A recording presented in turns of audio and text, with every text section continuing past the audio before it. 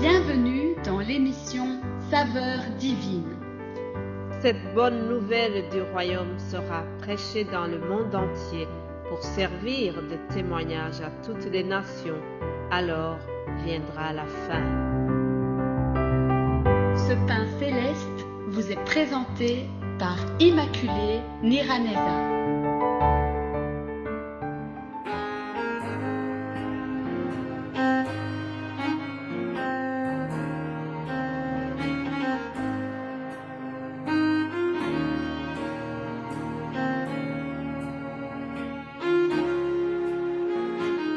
Bienvenue très chers amis à l'écoute de l'émission Saveurs divines. Que la paix de Christ soit avec vous.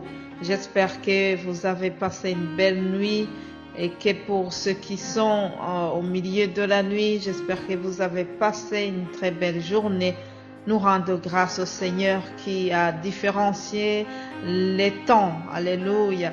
Lorsque ici en Belgique, nous sommes très tôt le matin, il y a des amis aux États-Unis qui sont déjà à 23 heures de nuit.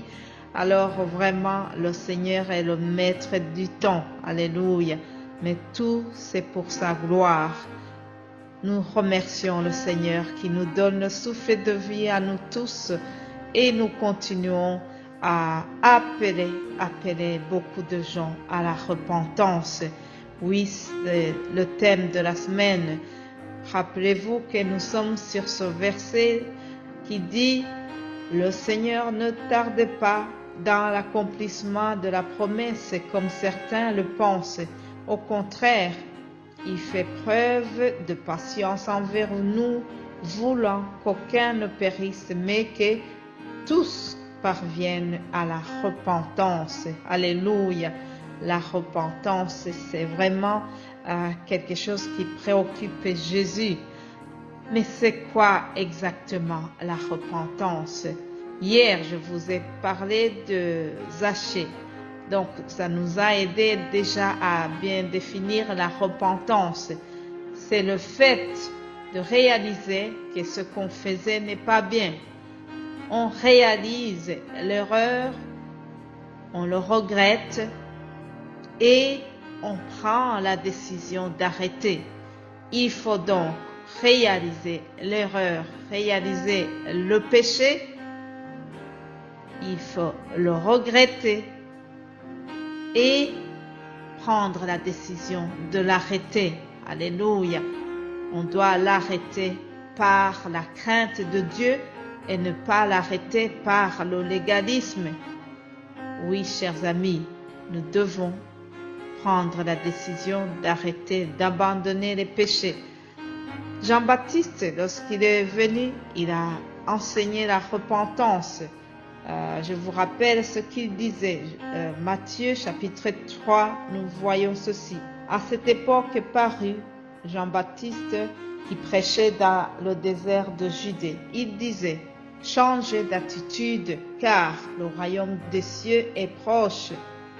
Alors plus loin, au verset 5, je lis ceci. Les habitants de Jérusalem, de toute la Judée et de toute la région du Jourdain se rendaient vers lui, reconnaissant publiquement leurs péchés. Ils se faisaient baptiser par lui dans les eaux du Jourdain. Cependant, quand il vit beaucoup de pharisiens et de sadducéens venir se faire baptiser par lui, il leur dit, « Race de vipères, qui vous a appris à fuir la colère à venir. Produisez donc du fruit qui confirme votre changement d'attitude et ne vous avisez pas de dire en vous-même, nous avons Abraham pour ancêtre. En effet, je vous déclare que de ces pierres, Dieu peut faire naître des descendants à Abraham. » Que Dieu nous aide, chers amis. Pourquoi est-ce que Jean-Baptiste a parlé sévèrement à ces pharisiens? C'est parce que il avait constaté que ces gens n'ont pas des œuvres, n'ont pas des actes réels ne pas un comportement, une attitude qui confirme leur repentance. Autrement dit, notre repentance doit s'accompagner par les actes. Oui, il y a des actes qui désignent, qui montrent que nous avons changé, que nous nous sommes convertis. Hier, nous avons vu que Zachée a pris même la décision de faire un dédommagement. Alléluia. Il a réparé la faute, il a réparé les dégâts qu'il avait commis. La réparation. Souvent, il nous est nécessaire de réparer aussi. La conversion doit s'accompagner par un changement d'attitude. La conversion, la repentance, je suis surtout sur ce point de la repentance. Ça doit s'accompagner d'une nouvelle façon de vivre. Une fois que quelqu'un a compris cela, il comprend déjà qu'il est la lumière. Oui, Jésus nous a dit, vous êtes la lumière du monde. Nous devons briller, nous sommes la lumière.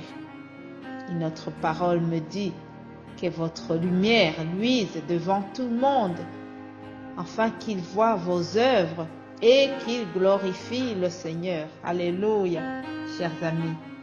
Nos œuvres doivent glorifier le Seigneur. Nos œuvres doivent témoigner de notre repentance. Alléluia.